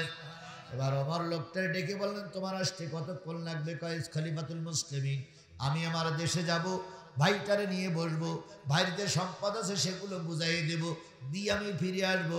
ওমর বললেন, কালকে আগামীকাল অথবা পরশুদিন বিকালবেলার ভিতরে আসতে পারবে? লোকটি বললেন, আমি চেষ্টা করব। আর আবু যরকে বললেন, আবু যর, আল্লাহর আইনের বিরুদ্ধে কিছু করা যাবে না, যদি এই লোকটা না আসে তোমাকেই কিন্তু কতল করা হবে। আবু যর মিসকে হাসি দিয়ে বললেন, আলহামদুলিল্লাহ, কারণ আবু যর জানে ইসলামের পক্ষে থাকলে বিজয় আসবে। আল্লামা সাঈদীর হাসতে হাসতে আল্লামা সাঈদীর মৃত্যু হয়ে গেল। আল্লামা সাঈদীর চেহারা দেখে কেউ কোনোদিন বলতে পারেনি তিনি স্ট্রোকের রোগী। কেউ বলতে পেরেছিলেন স্ট্রোকের রোগী? আল্লামা সাঈদীর বিচার হচ্ছে, তো বিচারে তাকে শোনানো হচ্ছে, হুজুর আপনি তো বড় হুজুর, তা আপনার এই আরজিতে কেসের আরজিতে লেখা আছে আপনি 60 বছরের বুড়ি ধর্ষণ করেছেন। তো 60 বছরের বুড়ি মানুষ, এর তো কোনো পার্সপাত্র নেই, এর ধর্ষণ করতে গেলেন কেন হুজুর আপনি? আর আপনি যখন ধর্ষণই করলেন তখন বুড়ি বা কি বলল আর আপনার বা কেমন লাগবে বলেন? ওখানে হাত পা বাঁধা প্রতিবাদ করার মতন কোনো পরিবেশ নেই। আল্লামা সাঈদীর অবস্থাটা তখন কেমন ছিল আপনারা একটু ভাবেন তো। আল্লামা সাঈদীর চোখ বেয়ে পানি পড়তেছে। কিছুক্ষণ পরে সরকার পক্ষের উকিল বলতেছে, হুজুর আপনি তো বড় হুজুর, হিন্দুদের মহিলাদেরকে যখন বিয়ে করে ঢাকঢোল পিটাই নিয়ে যেত, শুনেছি আপনি অনেক মহিলাকে পালকি থেকে নামাই নিয়ে 7 দিন 8 দিন পর্যন্ত ঘরের ভিতরে রেখে দিতেন এবং তাদের সিঁদুরগুলো মুছে ফেলতেন। হুজুর সেই সময়টা আপনার কাছে কেমন মনে হয়? আল্লামা সাঈদী চুপচাপ আছে। এরপরে বিরুদ্ধদলীয় উকিল বলতেছে, হুজুর ক্লাস 3 পড়া একটা মেয়েকে আপনি ধর্ষণ করে গলা টিপে মেরে ফেলেছিলেন, কেসের আরজিতে লেখা আছে, আপনার তখন কেমন মনে হয়েছিল? আল্লামা সাঈদী সব কথাগুলো শুনে মালিকের কাছে চোখ মাথা উঁচু করে বলতেছে, লক্ষ লক্ষ মানুষ আমার কোরআনের দাওয়াত শুনেছে, আর আজকে আমাকে জেলখানায় ভরার আগে রাজা বলতেছে, মালিক তুমি কি শোনো না, তুমি কি শোনো না? এইবার 5 বিচারপতি রায় দেবে। এসকে সিনহা আছে, আবু বক্কর আছে, আর 2 জন আছে, সেই 2 জনের নাম আমার মনে নেই, আর তার ভিতরে আর একজন আছে কালামানিক। বিচারপতি মানিক ওরফে কি মানিক, কালামানিক। 5 জন বিচারপতি রায় দেবেন।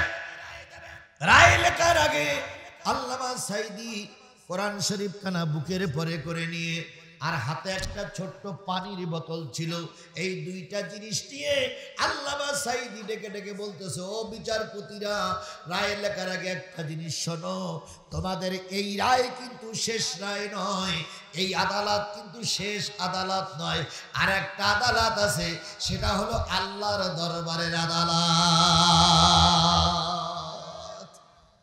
বিচারপতি মানে হিন্দু মানুষ, কলম দিয়ে লিখতে লিখতে কলমটা গালের ভিতরে দিয়ে বসে আছে। আবু বক্কর রায় লিখবে না, আর একজন রায় লিখবে না। এইবার রায় লিখলো 3 রকম।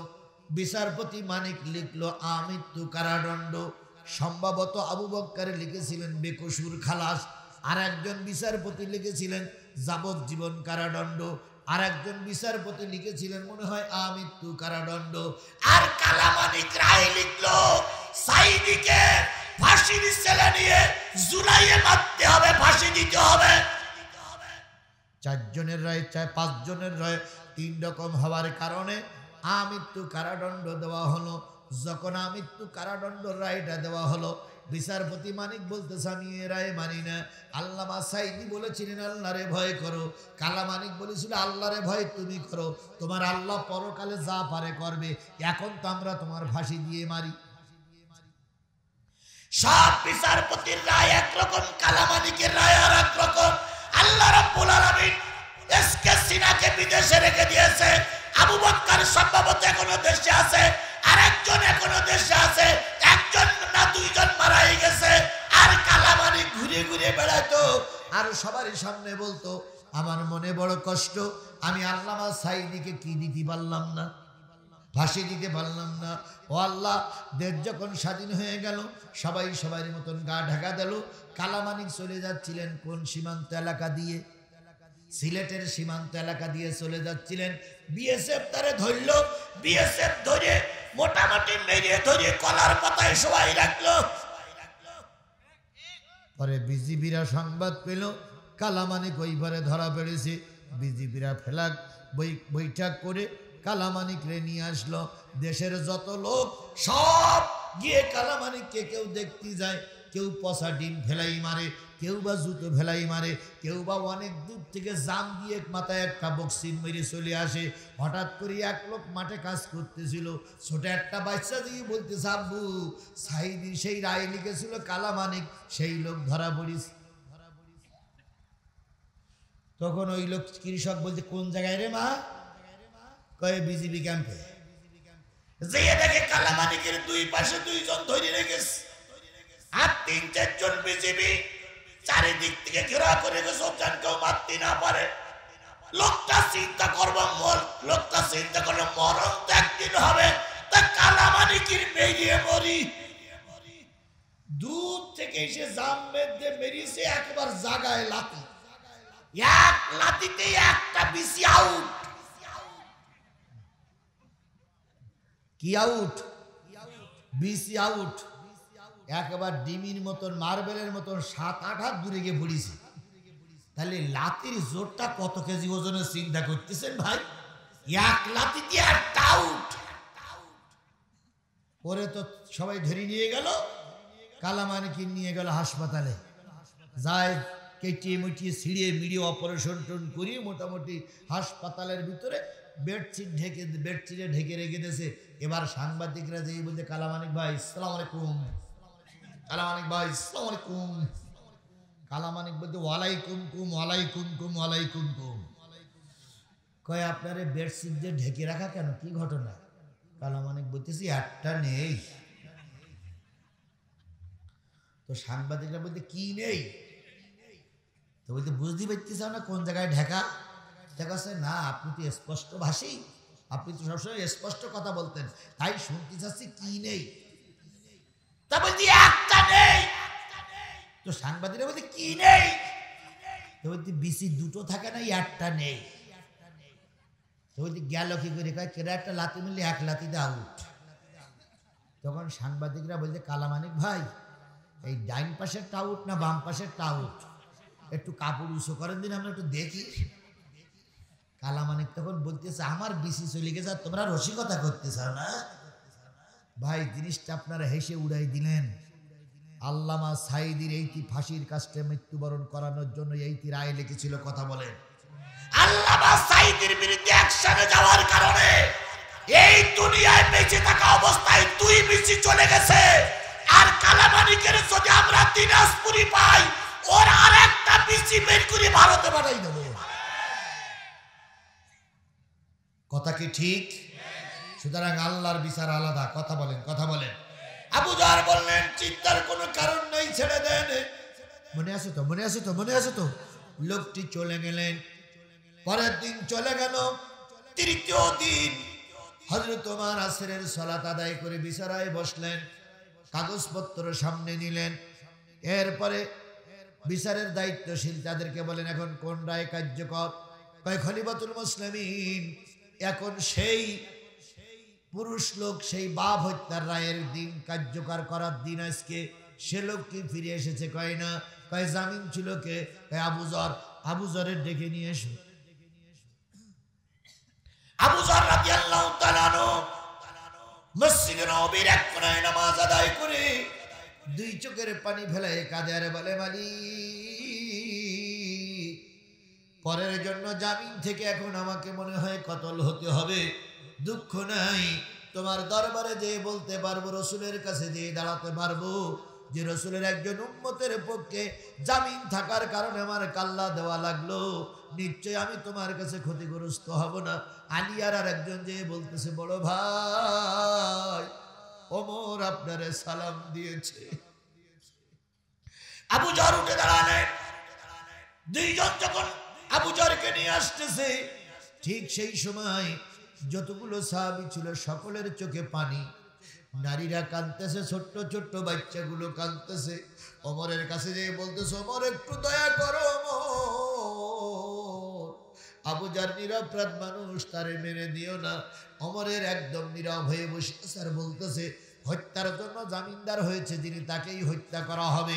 আবু যরকে সামনে ডেকে বললেন, আবু যর, আমি তোমাকে বাঁচাইতে পারলাম না, তুমি আমার অন্তরের ভাই, কিন্তু রায় এখন কার্যকর হবে, কোন অবস্থায় বাঁচানো যাবে না। আবু যর মিসকে হাসি দিয়ে বললেন, ওমর তুমি তোমার কার্য সম্পূর্ণ করো, পৃথিবীর লোক যেন বলতে না পারে দলীয় লোক বলে মাপ পেয়ে গেছে, আর বেদলীয় লোক বলে 3 রাস্তার মাথায় ক্রস ফায়ারে মারা গেছে। একটু মিলাই নিয়ে, মিলাই নিয়ে। হযরত শেখ হাসিনা রহমাতুল্লাহ আলাইহি উনি প্রায় বলতেন যে মদিনার সনদে দেশ চলবে, তাই বলতেন না, তাই বলতেন না। উনি টোপলা টুপলি ব্যবহার করতেন আর বলতেন আমিরা নামাজি। এই নাই তুমি হযরত শেখ হাসিনা? দলের লোকগুলো চুরি করলি মাপ, আর জামাত বিএনপির লোক একটু জোরে 22 রালি জেল খাটা লাগছে, আস্তে 22 রালি না, একটু জোরে 22 রালি। 22 রালি বোঝেন তো? ওরা বলতো তুই জোর করে বাজারে 22 রালি কেন, বাজার দোষণীয় হয়ে গেছে, হাট জেলে হাট। সামনে আছে পিছনে আছে সব আমি চিনি বাবা, তোমারও চিনি, আমলিগিরও চিনি, তবে আমি এখন দেখাই দিতে পারবো না। দেখাই দিলে যদি মেরি ফেলে তাহলে আবার একটা মামলা হবে, এই জন্য আমি দেখাই দেবো না। তবে আছে, এর ভিতরেই আছে, এখানে না থাকলে রাস্তায় ঘুরতেছে। আর আমাদের ওই ওয়াজগুলো নোট করি করি, কালকে বলবো ও জিহাদি এ কথাটা কেন বললো, এই কোনটা বলতে হবে তো তোমরা শুনে বুঝে বলতে হবে না, দাঁত তুলি ভালো বলো। 15 বছর তোর আমার মুখে ঠুই লাগাইছিলি, এখনো ঠুই লাগাবি? আমার ভাইরা, হযরত ওমর বললেন আবু যর, জি কিছু খেতে মন চায় না, আল্লাহর কাছে নামাজ পড়তে মন চায়, পড়ি আসছে, কোন জিনিস চাহিদা কয় না, তাহলে তুমি তৈরি? আলহামদুলিল্লাহ। কালো কাপড় দিয়ে ঢাকা হলো, জল্লাদকে ডাক দিয়ে বলো জল্লাদ কতল করার জন্য পরিবেশ কি ঠিক? ঠিক, নিয়ে যাও। আবু যরকে নিয়ে যাওয়া হলো, জমটুপি পরানো হলো। আবু যরকে 2 জায়গায় মাথা নিচু করে রেখে, এ পাশে একটা পাথর, এই পাশে একটা পাথর, এ পাশে একটা পাহাড়, এই পাশে একটা বড় পাথর, এই পাশে একটা বড় পাথর, মাঝখানে একটা ভাগ, ওইখানে মাথা রাখতে হয়। এইরকম ভুট হয়ে কিনেটা লাগাই দিতে হয়, বুকটা লাগাই দিতে হয়, কপালটা থাকে ফাঁকা জায়গায়। জল্লাদ থাকে এ পাশে দাঁড়ানো, শিক্ষিত জল্লাদ, এত যত বড় না তরবারি, যত বড় না ছুরি, একবার কোপ দিলে 2 পাহাড়ের মাঝ, 2 পাথরের মাঝখান থেকে তরবারিটা, ছুরিটা চলে যায়, 2টা অংশ 2 পাশে চলে যায়। এর নাম কতল। আবু যরকে কালো টুপি পরিয়ে, তারপরে জমটুপি পরে, কালো জামা পরে ওখানে নিয়ে যাওয়া হলো। আবু যরকে ওখানে বসাই দেওয়া হলো, জল্লাদকে নেদার করানো হলো। হযরত ওমর একটা হলুদ রুমাল নিয়ে অপেক্ষায় আছে, এই রুমালটা ফেলে দিলেই জল্লাদ দেবে কোপ, আবু যর দ্বিখণ্ডিত হয়ে যাবে। বলুন তো আবু যর দোষী না নির্দোষী? আরো জোরে বলেন, দোষী না নির্দোষী? একটা জায়গায় আবু যর দোষী, সেটা হলো একজন দোষী মানুষের পক্ষে আবু যর কি হয়েছে? জামিনদার হয়েছে। এই জন্য আবু যরকে এখন মৃত্যুর কোলে ঢলে পড়তে হচ্ছে। আবু যর তৈরি, নিজে কালেমা পড়তেছেন, এখনই জল্লাদ কোপ দেবে। আর হযরত ওমর হলুদ রুমালখানা নিয়ে বসে আছে, চোখ বেয়ে পানি পড়তেছে। আমার একজন সাথী ভাই, আমার একজন দিনী ভাই, নবীজির হাতে কালেমা পড়া একজন মানুষ, 10 জন জান্নাতি সাহাবীর ভিতরে একজন। আমি কি করে তাকে হত্যার রায় দেই? হলুদ কাপড়টা ধরে রেখেছে, জল্লাদ কাপড়ের দিকে তাকায় আছে। সমস্ত সাহাবীদের চোখ বেয়ে পানি পড়তেছে, ছোট ছোট বাচ্চাগুলো কাঁদতেছে। আবু যর আর হযরত ওমর এখনই রুমালটা ছেড়ে দেবেন।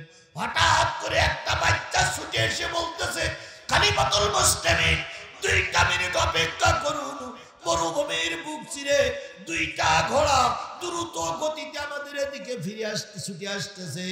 আমার বিশ্বাস এই লোকের হত্যাকারী, যাকে কতল করা দরকার, সেই লোক মনে হয় এই 2টা লোকের ভিতরেই আছে।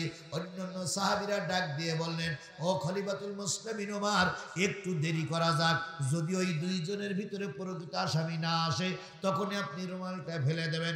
হযরত ওমর রুমালটা রেখে দিলেন। আবু যরকে বললেন, মাথা ক্ষণিকের জন্য উঠাও। জল্লাদকে বললেন, জল্লাদ দোকানেই দাঁড়াই থেকে তরবারির মাথাটা একটু নিচে করে। লোক 2টা চলে আসতেন, ওমরের সামনে যখন আসতেন, সমস্ত শরীরে কালো কাপড় দিয়ে ঢাকা। যেই লোকটা প্রকৃত খুনি এসে বলতেছে, খলিফাতুল মুসলিমিন আসসালামু আলাইকুম। খলিফা, আমার আসরের আজানের আগে আসার কথা ছিল, পথে একটু জ্যাম বা সমস্যা থাকার কারণে আসতে পারি নাই, আমাকে মাফ করে দিবেন। এবার হযরত ওমর বললেন, তাহলে তুমি তৈরি হয়ে যাও, আমরা তো আবু যরকে মারার জন্য চেষ্টা করতেছিলাম। ও আমার লোকের, আবু যরকে সরে একে ধরো। একে যখন ধরা হলো, তখন ওর ছোট ভাইটা বলল, ও খলিফাতুল মুসলিমিন, আমাকে সব ওই সঙ্গে কতল করতে হবে। ওমর বললেন, না না, একজনের অপরাধের জন্য আর একজন শাস্তি ভোগ করবে না, এটা ইসলামী বিধান নয়। এইটারে ধরে জেলখানায় ঢুকাও, আর ওর ভাইরে তৈরি করো। ভাইরে যখন তৈরি করে যখন জল্লাদের সামনে নিয়ে যাওয়া হলো, যে দুইজন ব্যক্তি ওমরের সঙ্গে নালিশ করেছিল বাপ হত্যার বিচারের জন্য, সেই দুইজন ব্যক্তি ওমরের সামনে এসে বলতেছে, খলিফাতুল মুসলিমিন, ভালো মানুষ এখনো বুঝি দুনিয়ায় আছে, এখনো ভালো মানুষ দুনিয়া আছে। ও ওমর, আপনি আমার বাবার হত্যাকারীরে ছেড়ে দিন, আমরা দুই ভাই আমার বাবার হত্যাকারীরে মাফ করে দিলাম।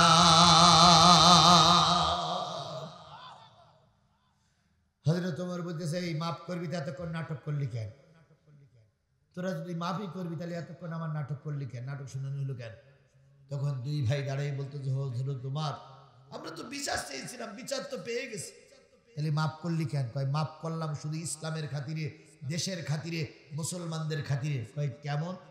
কয় কেমন হলো? যেমন হলো, আমরা যদি দুই ভাই মাফ না করতাম, কিয়ামত পর্যন্ত ইহুদি খ্রিস্টানরা বলে বেড়াইতো যে একজন মুসলমান ভুল করে আরেকজনকে অন্যায় করে ভুল করে মেরে দিয়ে সেই ব্যক্তি ক্ষমা চেয়েছিল, কিন্তু মুসলমান এত হিংস্র যে নিজের জাতি ভাইকে সে মাফ করে দেয়নি। এই জন্য আমার বাবাকে পাওয়া যাবে না, আমি মাফ করে দিলাম, ওই লোকটারে আপনি ছেড়ে দেন।